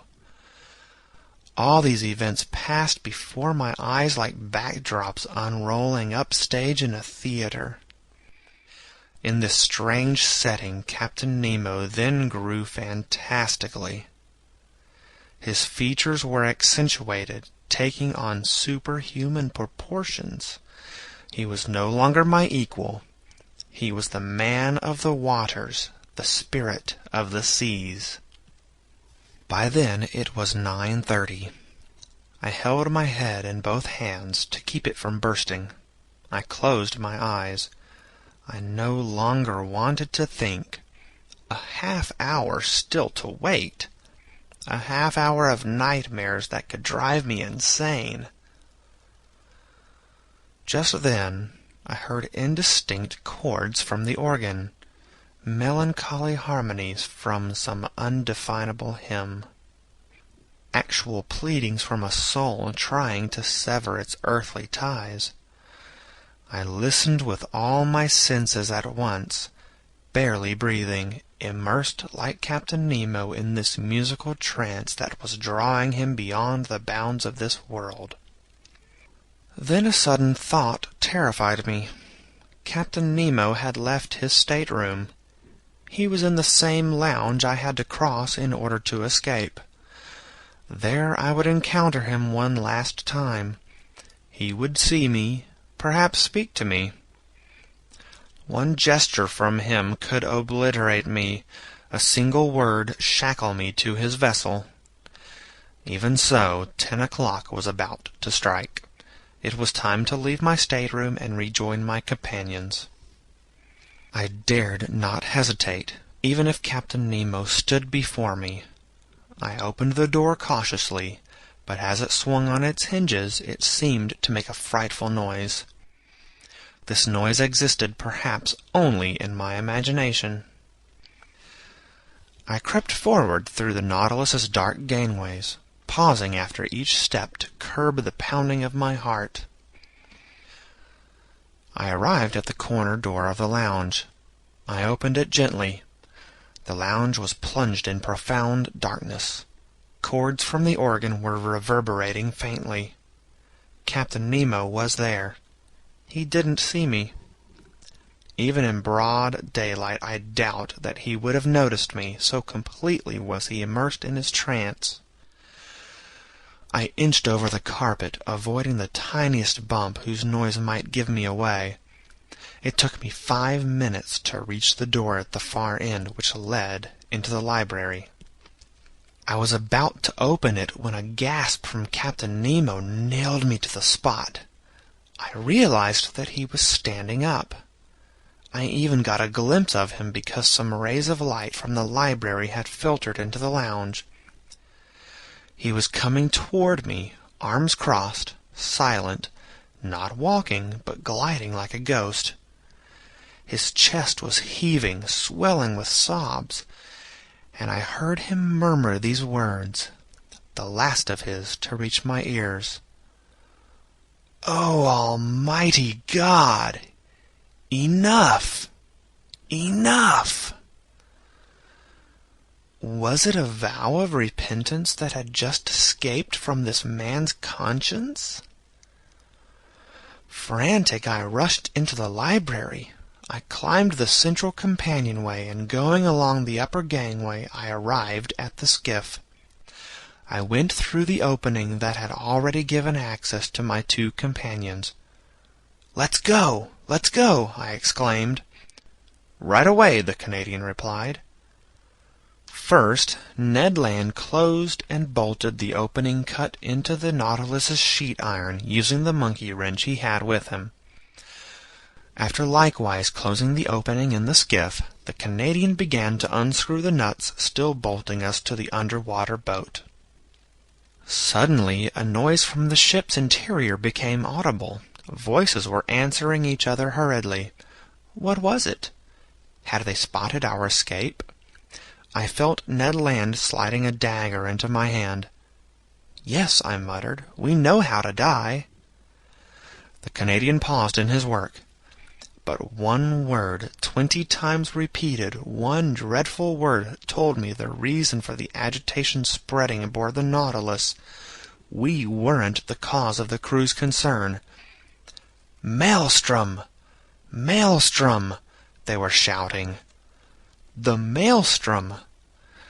Could a more frightening name have rung in our ears under more frightening circumstances? Were we lying in the dangerous waterways off the Norwegian coast? Was the Nautilus being dragged into this whirlpool just as the skiff was about to detach from its plating?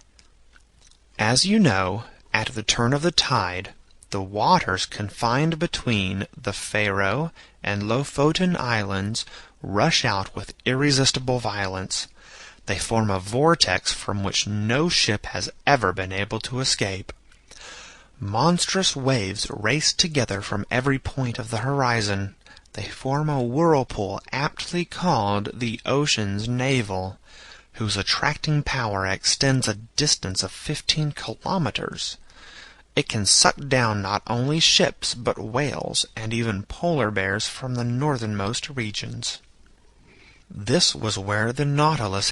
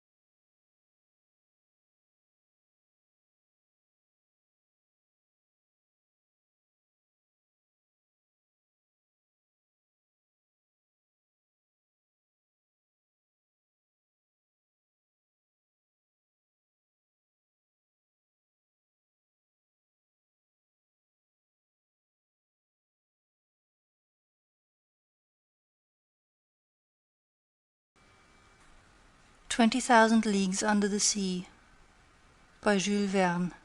Translated by F. P. Walter. Second part. Chapter 23. Conclusion. We come to the conclusion of this voyage under the seas. What happened that night? How the skiff escaped from the maelstrom's fearsome eddies? How Ned Land, Conseil, and I got out of that whirlpool, I am unable to say. But when I regained consciousness, I was lying in a fisherman's hut on one of the Lofoten Islands. My two companions, safe and sound, were at my bedside, clasping my hands. We embraced each other heartily. Just now we can't even dream of returning to France. Travel between Upper Norway and the south is limited. So I have to wait for the arrival of a steamboat that provides bi-monthly service from North Cape. So it is here, among these gallant people who have taken us in, that I am reviewing my narrative of these adventures. It is accurate. Not a fact has been omitted, not a detail has been exaggerated. It's the faithful record of this inconceivable expedition into an element now beyond human reach, but where progress will some day make great inroads.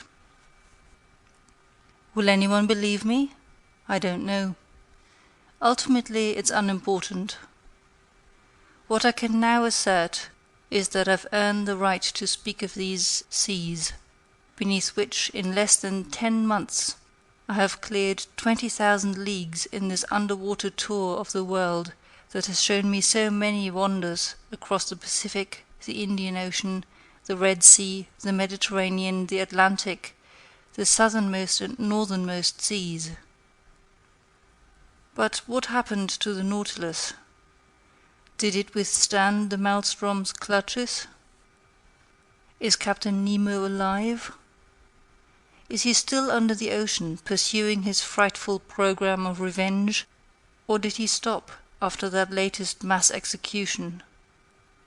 Will the waves some day deliver the manuscript that contains his full life story? Will I finally learn the man's name? Will the nationality of the stricken warship tell us the nationality of Captain Nemo? I hope so. I likewise hope that his powerful submersible has defeated the sea inside its most dreadful whirlpool, that the Nautilus has survived where so many ships have perished. If this is the case, and Captain Nemo still inhabits the ocean, his adopted country, may the hate be appeased in that fierce heart. May the contemplation of so many wonders extinguish the spirit of vengeance in him.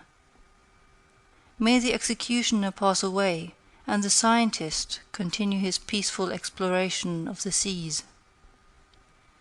If his destiny is strange, it's also sublime. Haven't I encompassed it myself?